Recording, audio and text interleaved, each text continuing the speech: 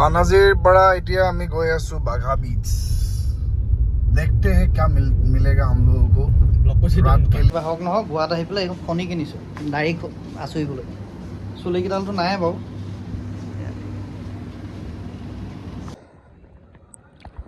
এতিয়া আমি আছোঁ চুইমিং পুলত গোৱাত আহি অলপ হেৰি ডুবো।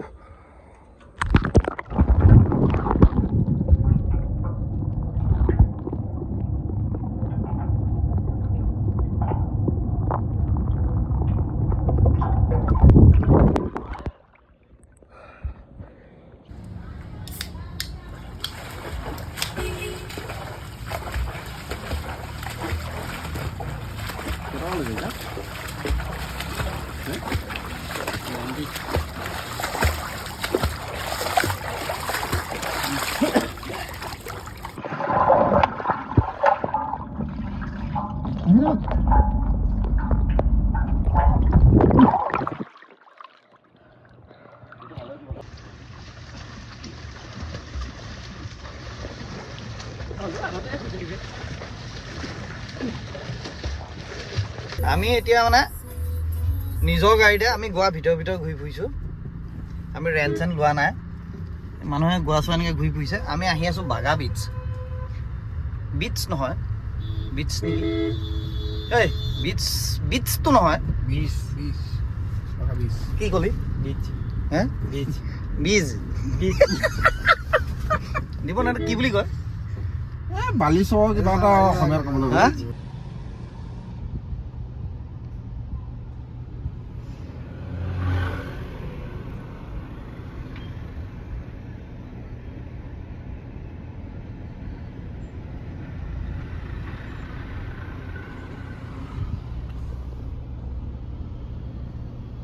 হক হগানৰ হেৰি কি কয় হিন্দী চোৰ বজাৰী ভাৰ্চন এই হেৰি দীপন হগান একদম ৰেডি মানুহ একদম। ইয় লাগিছেনে? বঢ়িয়া বঢ়িয়া লাগিছেনে? তামাম। এইটো হক হগানৰ ইণ্ডিয়ান চৰি বজাৰ ভাৰ্চন। এয়া আজি আমাৰ গোৱাত দ্বিতীয় দিন আৰু এয়া আমি মালদ্বীপছত আকৌ আহিছিলোঁ। দ্বিতীয় দিন হয় সেইটো উল্লেখ নকওঁ বাৰু এতিয়া। আৰু দ্বিতীয় দিনত আমি এতিয়া বাঘা বিচত আহিছোঁ। জাষ্ট এণ্টাৰ কৰিছোঁ আৰু দেখা যাওক কি কি আছে কি কি নাই। বহুত মানুহ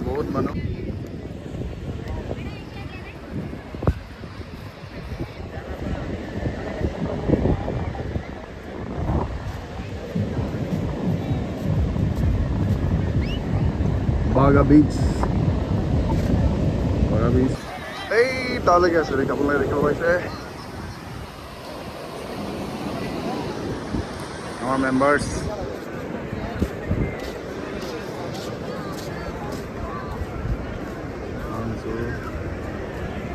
এইফালে আমাৰ শৃংখলা ব্যস্ত কাৰোবাৰ হাতে ফোনত।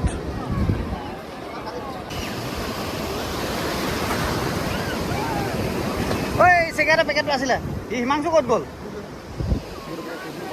ইয়াত নোৱাৰা অপেন স্পেচ মানা আছে। হিমাংশুক দি দিয়াচোন এইটো। বাঘা बीच হয়তো এটা দাঙি আছে আমাৰ এই কনফিউজৰ তাত আছে। আমাৰ কনফিউজত ক'ত গ'ল?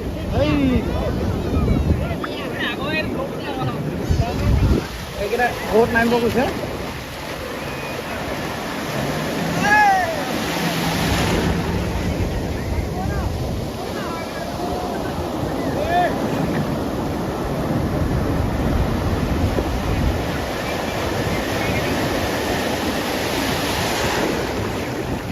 মই ভিডিঅ' কৰাটো কৰি আছোঁ।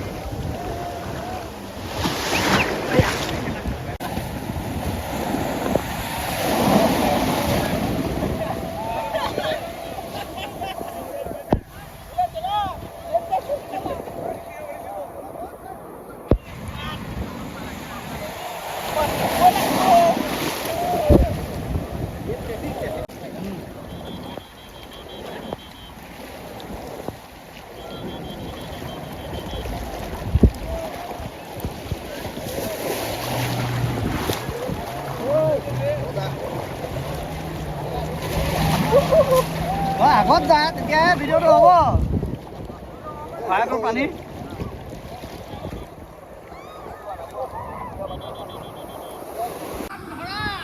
মস্ত মস্ত ডাঙৰ বৰালি মাছ ক'ব লাগে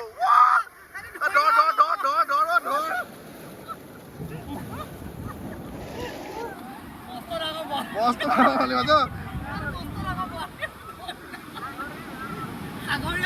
সাগৰীয়া বৰালি এইটো আহিলা ধৰক অৰুণাচলত গোৱাৰ বাঘা বিশ্বত আমি অৰুণাচলত খাই আহিছোঁ ৰাইজে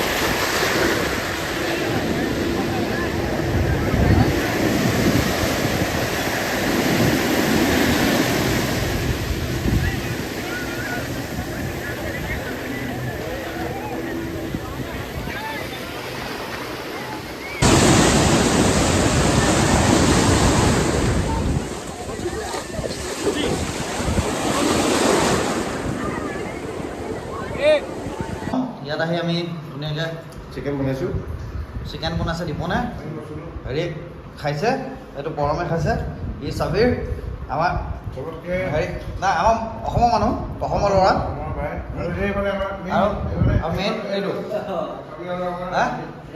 ৰাজীৱ ভাই মাংস ওলাই আছে ৰাজীৱ ভাই গোৱা আহিলে এই দুটা মানুহ কণ্টেক্ট কৰিলে এইটো কণ্টেক্ট কৰি লাভ নাই এইটো থাকিলোঁ এইখনত বহুত ভাল লাগিলে আৰু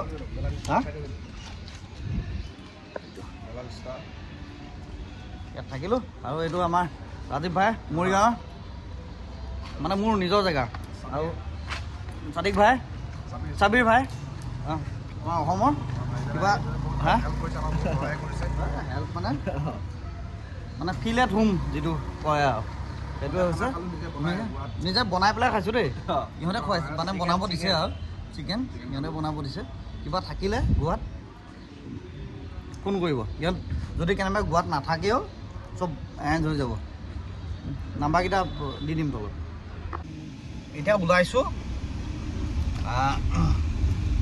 প্ৰথম নেক্সাৰ লগত কথা পাতিলোঁ এতিয়া গাড়ীখন ছাৰ্ভিচিঙত দিম কাৰণ 10,000+ হৈ গ'ল দি মেলি আমি চাৰিটা ধুনীয়াকৈ তাৰপিছত মোচ ফেমিলি চাউথ গোৱা যাম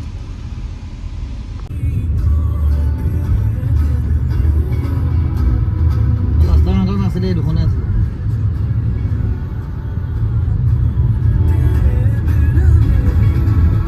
ছাৰ্ভিচিঙত দিলোঁ এইখন আৰু বাকী কাম হৈ গ'ল এতিয়া একদম গাড়ী ৰমাই যাব মানে এতিয়া হেৰি হ'লতো আমাৰ 10,700 কিলোমিটাৰ্ছমান হ'ল এতিয়া মাইলেজ দি আছিলে 15.4 15.5 এনেকুৱা মাইলেজ দি আছিলে এতিয়া ছাৰ্ভিচ দিয়াৰ পিছত চাওঁচোন কিমান বাঢ়ে নে কমে বাঢ়িবতো লাগে প্ৰথম চাগে কমিব নাজানো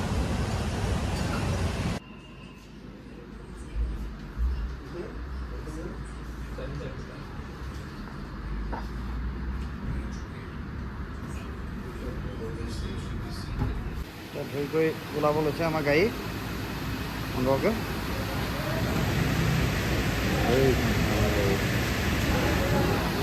ছাৰ্ভিচিং হৈ গ'ল এতিয়া হৈ গ'ল গাড়ী ছাৰ্ভিচিং আমি ইয়াতো আহি পেলাই লগ পালোঁ আমাৰ অসমৰ ৰাজু শৰ্মা আমাৰ অসমৰ ল'ৰা মঙলদৈ গাড়ী হা বহুত হেল্প কৰিলে ইয়াৰ হেৰি এডভাইচাৰ না এডভাইচাৰ পাঞ্জিমত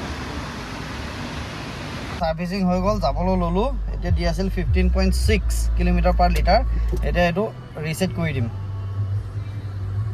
আমি আহিলোঁ টোটেল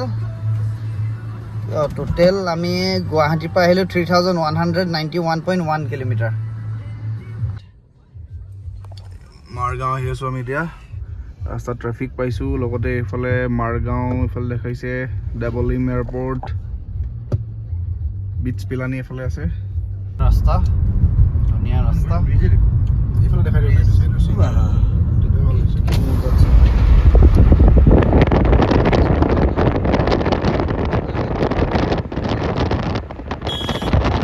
এখন কি নাজানো কিবা ব্ৰিজ বনাই আছে চাগে কিন্তু মজা লাগিছে এতিয়া ভিডিঅ'টো থওঁ কাৰণ নিজে চাওঁ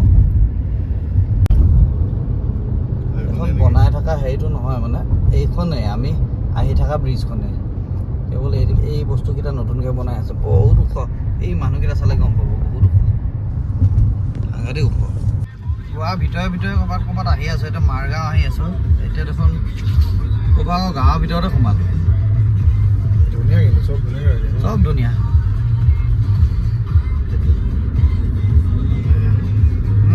অসমৰ গাঁও টাইপে লাগিছে খালি এই নাৰিকল গছকেইটাৰ কাৰণে অলপ নাই এইখিনিতো কমপ্লিট অসম মানে গৰু চৰি আছে গৰু চৰি আছে ইয়াত অসমীয়া এতিয়া আমি গোৱা বুলি ক'লে মানুহে বিশ্বাস নকৰিব সেইকাৰণে এখনো গোৱাৰ ৰেজিষ্ট্ৰেশ্যন প্লেট আছে নাই হৈ অসভ্যখনৰ সেইটোও নাই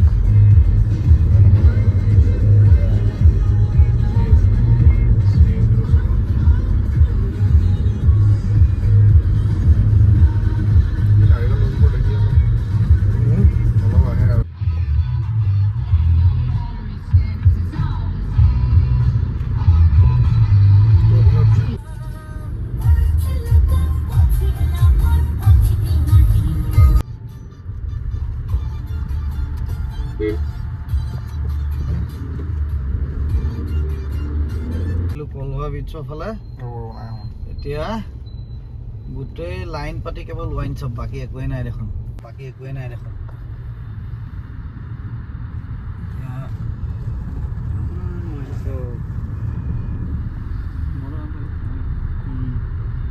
নৰ্থত থাকি এটাত কম অলপ নৰ্থত বেছি দাম আমি থকাটো নৰ্থ চাইড নেকি ইয়াত আৰু কম নেকি এটাত আৰু কম চাউথ গোৱা আহিলোঁ আমি আছোঁ এখন কি বিচ কলি এখন বেনালী বিচ এতিয়া ইয়াত আমি সাগৰ পাৰত বহি লৈছোঁ আমি একচুৱেলি খোৱা অৰ্ডাৰ দিব লৈছোঁ কিন্তু অৰ্ডাৰ দিবলৈ মেনুখনৰ এইটো ভাল লাগিছে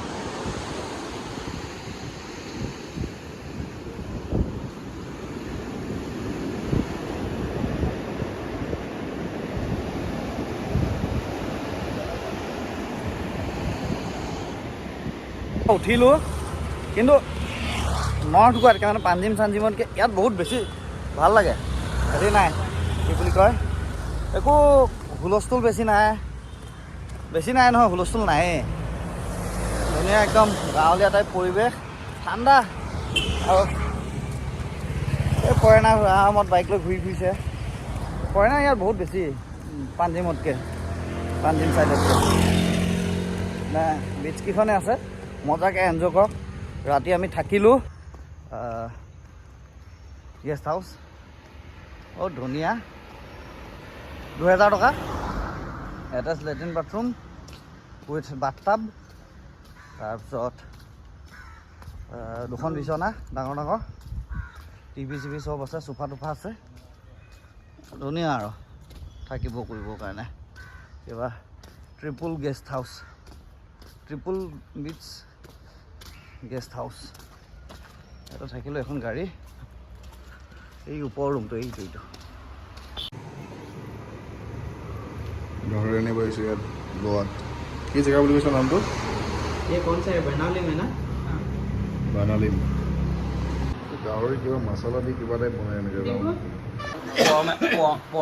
গাহৰি বনাই আছে গোৱাত আহি এইটো হৈছে ড্ৰাই ফ্ৰাই আৰু এইটো কেৱল লাগি ধৰিছে যেন লাগিছে লাগি ধৰা লাগি ধৰিছোঁ অলপ একচুৱেলি গাহৰিটো অলপ কোৱালিটিটো বেলেগটো অসমতকৈ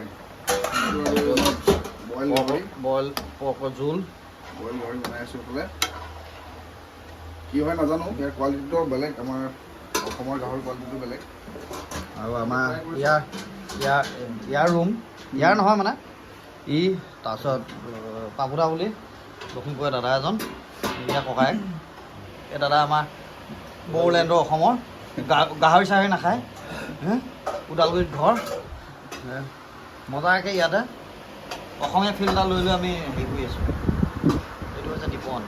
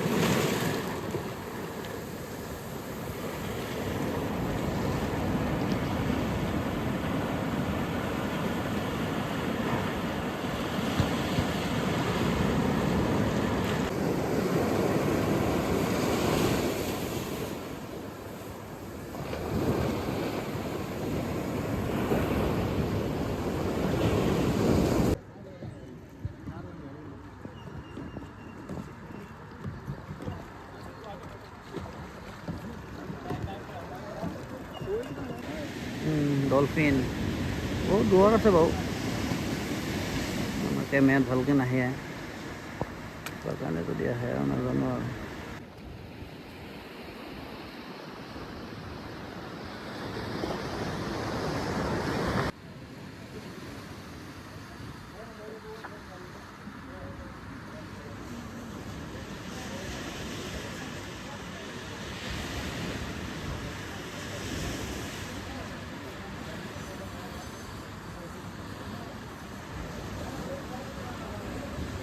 আমাৰ পাপুদা লখিমপুৰৰ মানুহ পাপুদাই আমাক ভাল হস্পিটেলিটি দিলে ইয়াত দোকান আছে পাপুদাৰ চব্জি দোকান নৰ্থ কি চৰি চাউথ গোৱা ইয়াৰ পৰা আমি এতিয়া যাম পাপুদাৰ কেইবাটা দুদিন ভালকৈ থাকিলোঁ